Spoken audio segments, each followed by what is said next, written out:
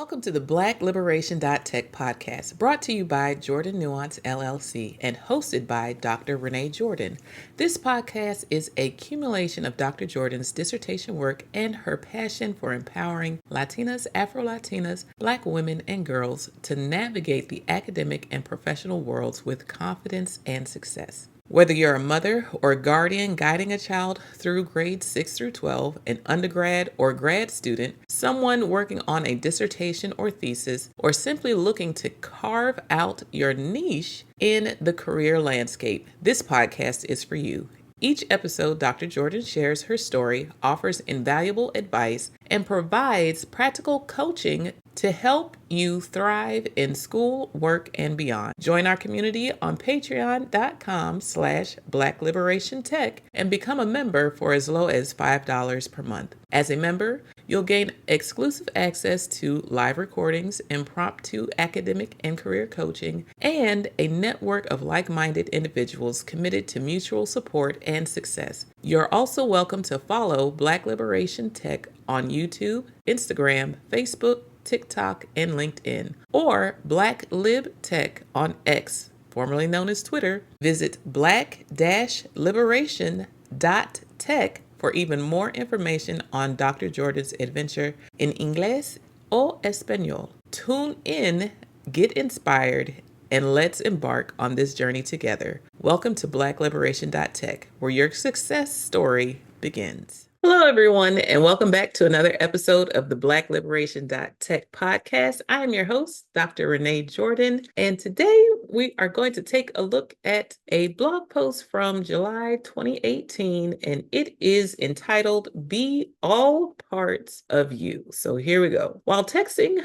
one of my nieces today, I gave her some advice and thought that it was pretty good. So I asked her if I could share it, and she said that she did not mind. Me? Hi, I got a headboard for my bed. How are you feeling today, niece? Yes, heart emoji, heart emoji, heart emoji. And I'm good. How about you? Me? I'm doing well. I'm taking a break today. Niece? Yay, finally with the breaks. IDK, or I don't know if it's just me, but I feel bad when I take breaks. Me? LOL. It's okay to take breaks. You are human, not superwoman. I understand what you mean though, but even God rested, and I am not better than him. Niece, I get what you're saying. Maybe I just don't like long breaks. Me, it's okay to do something different when you take a break, like when I painted my wall or took down the exhaust vent in my bathroom. I had to get help installing the new one though. LOL. It is so much quieter than the old one. I can hear myself think. The same person who helped me to install it on Monday helps me with my headboard. Taking a break from one thing can mean using your other talents, gifts, and skills. You're creative.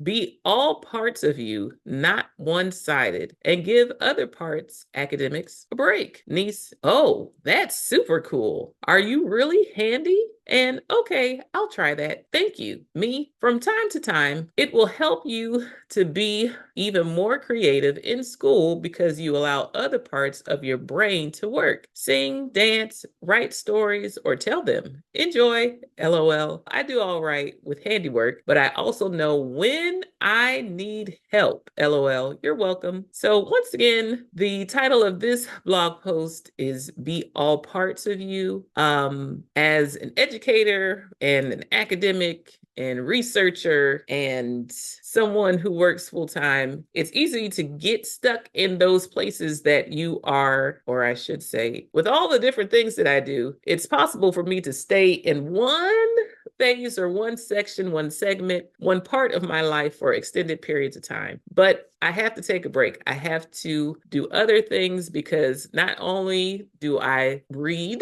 and write and review documents at this time of the blog post, make sure that they were in compliance with rules and regulations and policies. I also was in school and I needed time for myself to do other things because that's not all I'm good at. For whatever reason, I don't mind working in that vein. However, there are other parts of me that I just enjoy being able to do on my own. So in terms of handiwork, I've worked on my toilet, I've worked on my shower, I've worked on, I've worked on decorating my home, and that included painting. So I have a mural in two of my rooms that I did. One of them took 10 hours. I was fed up with go, go, go, write, read, that I was just like, time out. I need a break. And for my break, I'm going to paint something that I enjoy doing and something that I have to actually stop and do in order to get done. And so I painted one mural in 10 hours while listening to music. And a couple months later, if not the following month, I painted another mural in another room. And that one only took me 5 hours because I had the hang of it. And I talk a little bit about that in a previous episode. So when I say be all parts of you, for me, that means my creative expressions, being able to paint, being able to doodle,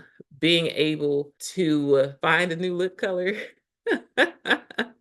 Another way that I would creatively express myself would be with my hair. And so I was one that would try different hairstyles. And as of lately, I have done different paint and sips. I did a virtual paint and sip with my family during the pandemic. So in 2020 or 2021, I did have a paint party with my family over Zoom. And what I did to make sure that everyone felt comfortable with where they were starting off, I gave them some options from Etsy. They have like pre-drawn canvases of different things. So whether it's animals or shoes or wine and fruit and cheese, like a charcuterie board, or whether it was images of Black women.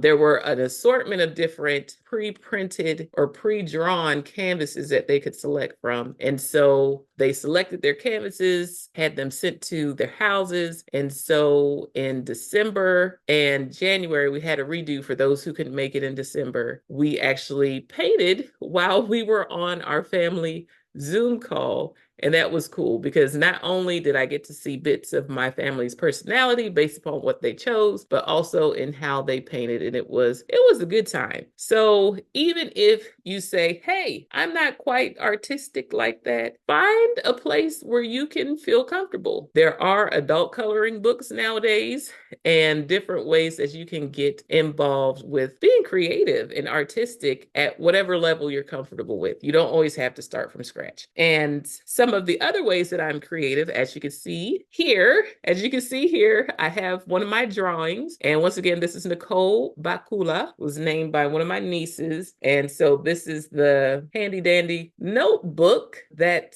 is a part of the art release. And in one of my previous episodes, you can see my other drawing, and this is Tia 1.0. I say 1.0 because if you go to the Black Liberation.Tech website, she's on the homepage and you'll see a few hairstyles that she rocks. So this is just one of the 3 hairstyles. And so that's another drawing that I've done. So I definitely encourage anyone who is reading a lot, writing a lot, doing a lot of analytical work to get on your other side of your brain by doing something creative, working with your hands. So little jobs around the house in order to, fix things or decorate. Definitely work that other side of your brain. It can be rejuvenating and refreshing. I highly recommend it. I learned from one of my coworkers who has since retired, who worked in the Student Learning Center where they would have tutoring opportunities as well as different programs to help expose students to opportunities and ways of navigating academia. I learned from the former director that it's important to exercise different parts of your brain. It is possible to exhaust or get tired. And so by changing up your activity, you're giving yourself time to take a break from whatever it is that you've been working on for a long time. So if you've been working on math assignments for a long time, if you've been working on writing assignments for a long time, walk away from it. Take a break. She pretty much said your brain is a muscle, and if you keep working that one muscle, it's going to suffer fatigue. So change it up, do something different, and then come back to it. And so with my artwork,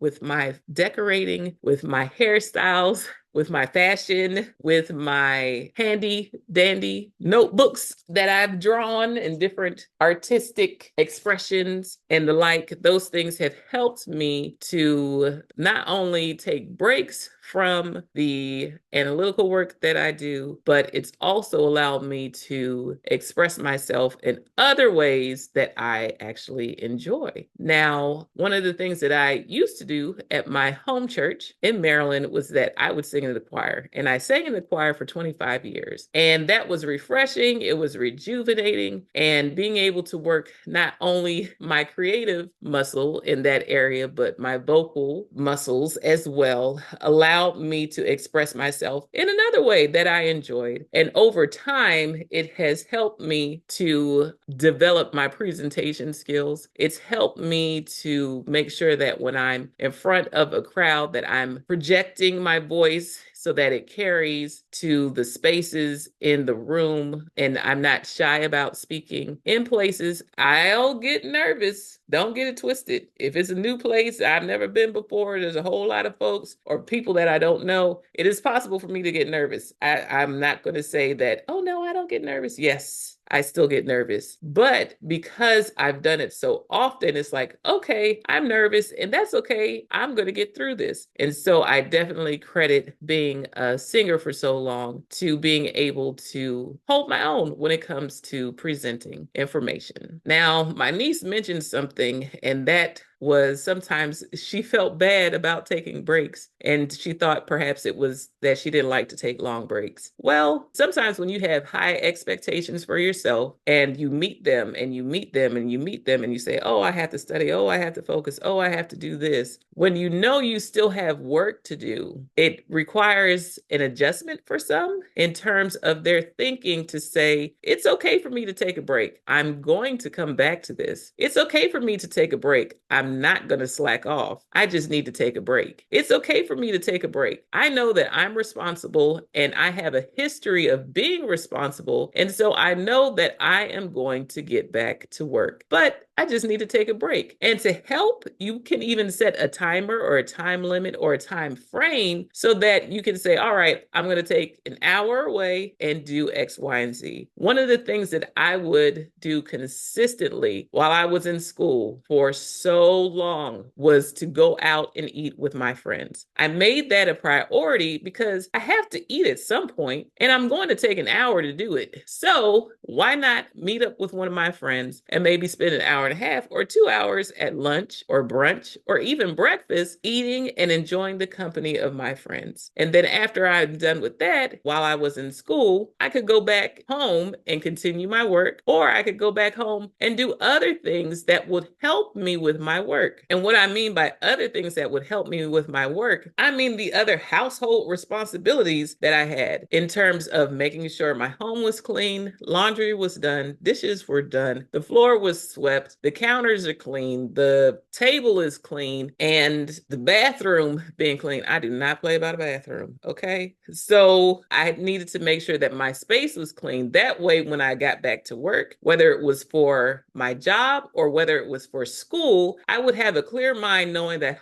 I've taken care of myself. I've taken care of this other part of myself where I value hygiene and cleanliness. And so I can be at peace sitting at my desk while doing my work and not feeling like, oh my gosh, there's a pile of dishes staring at me and I'm going to have to take a long time to do it. It's already done. That feels good. So being all parts of you can include those things that just give you peace, those things that give you rest, resting. So going to sleep, many people wouldn't believe it, but I would pretty much on a consistent basis be in bed by 9:30, 10 o'clock, even though I worked full time and I went to school, because I do not function well if I don't have a lot of sleep. My brain will be like, ha ha ha ha ha, I'm going to take a break. And the time that you spent up, you're going to have to spend that much more time recharging by slowing down in the morning in order to get your energy back up to where it usually is at this time, because you didn't go to bed early. And so it came to a point where I had to say, I need to go to bed early in order to work better the next day. Another thing that I would do when I worked in grant administration with the Title III program was that at 5 o'clock, I had to cut it off. I had to stop. I had to go home. I had to move on. And I've talked about in previous episodes how I would put in time so that I could leave a half a day or 2 hours early so I could change gears and do schoolwork so that I could still get in the bed early. But I won't say that I never had to stay up late, or what was better for me was to indeed get up early as opposed to staying up real late. Because if I got up really early, I found that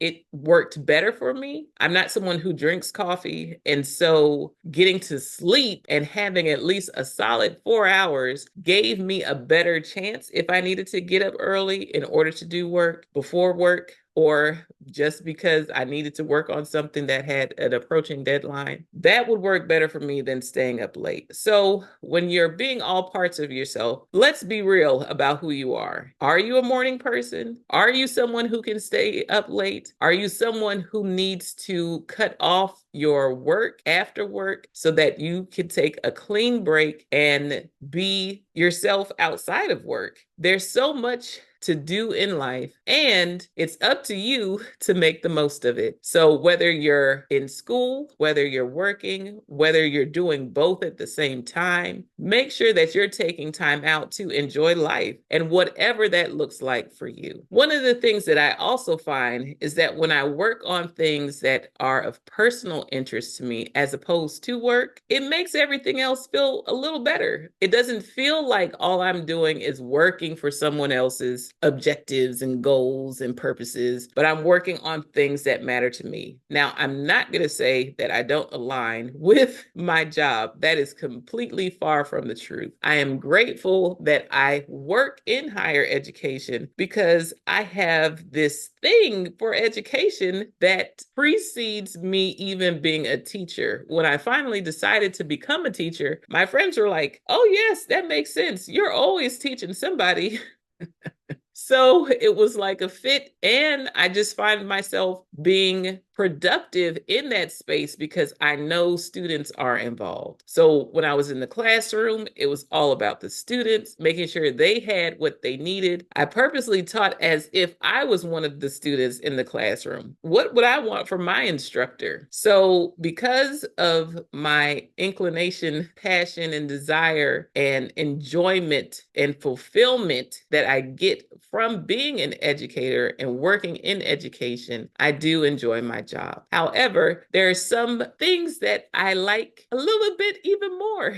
So by working on those things, it makes me feel like, you know what? I'm doing things that I really like, and I'm glad that I'm able to do it. It's not painful. I enjoy it, and I don't mind. So I don't feel like I'm slaving away at work to do somebody else's bidding, but I go to work and then I'm able to shift gears and do the things that I enjoy even more on my own time without feeling bad about it, because that's a part of being all parts of me. I like to enjoy life, and that means I need to switch things up. I need to do things that I'm interested in. I need to explore. I like to travel, and I like to chill. So with all that being said, I want to encourage you to be all parts of you, not just the person who chugs away at work. Perhaps you're someone who gets the greatest fulfillment out of work, and that's your greatest joy. That's wonderful. But also take a look at other things, because chances are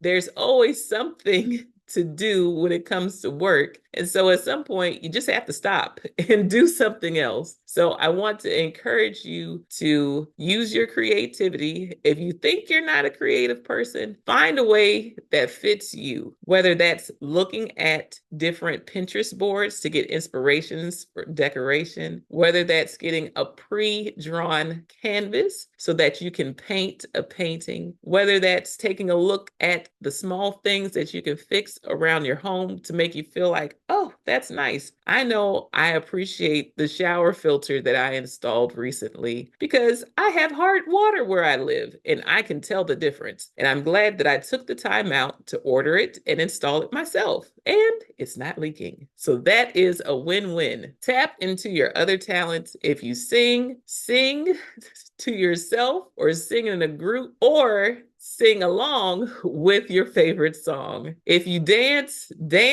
while no one is watching, and even get in places and spaces where you can dance, where you're the center of attention or amongst other people who dance. And don't be afraid to take lessons. I did take salsa lessons once, and I realized that everything started with the left foot. And I was like, oh, wow, these people really are creative, because it was a struggle for me to get my brain to think about using my left foot first instead of my right foot. So don't be afraid to take lessons, whether that's dancing lessons, singing lessons, or even art lessons. Try another language. I also want to encourage you to incorporate breaks, whatever those breaks look like. It could look like doing something different from what you've been working on for a long time. It could look like scheduling time with your friends to have and enjoy a meal or a game night. It can look like taking a break by going on a drive and going to the beach. That was one of my goals. At least once a year, it was my goal to travel and go to the beach so that I could just sit and reflect and be in amazement, because the ocean has been here longer than I have, and most likely will be in place longer than I will be. Going to the beach helped me to just stop and take a moment and slow down and say to myself, there might be a whole lot going on in life, but you know what? It's okay to take a break. It's okay to slow down. It's okay not to do everything in one day. Yes, I like to-do lists, but I've learned to move things along my calendar and push things further out that can be pushed further out. I've learned to work backwards and forwards. So working on old tasks as well as tasks that need time to be attended to. So let's say it's a long-term project. So working on it bit by bit, as opposed to feeling like I have to get it all done in one day. And I've also learned how to feed in to my list things that do not take a whole lot of time, just to knock them out of the way as soon as possible, so they're not standing in my way of a long-term project or something else that takes a greater amount of thought. So taking breaks may be taking a break from one project and doing something else that doesn't take as much time. Finally, I want to encourage you to take care of yourself. At the end of the day, you should be your highest priority, because if you take care of yourself, then you will put yourself in a better position to be of use and help and assistance to others. Thank you for tuning in to the Liberation.Tech podcast, brought to you by Jordan Nuance LLC and hosted by Dr. Renee Jordan. We hope today's episode has inspired you and provided valuable insights to help you navigate your academic and professional journey with confidence and success. Remember to like, subscribe, and share, as well as rate and review the podcast to help it become more discoverable. Whether you're guiding a child through grades 6 through 12, tackling undergraduate or graduate studies, working on a dissertation or thesis, or exploring your career options, this podcast is here to support you every step of the way. Join our community on patreon.com/Black Liberation Tech and become a member for as low as $5 per month.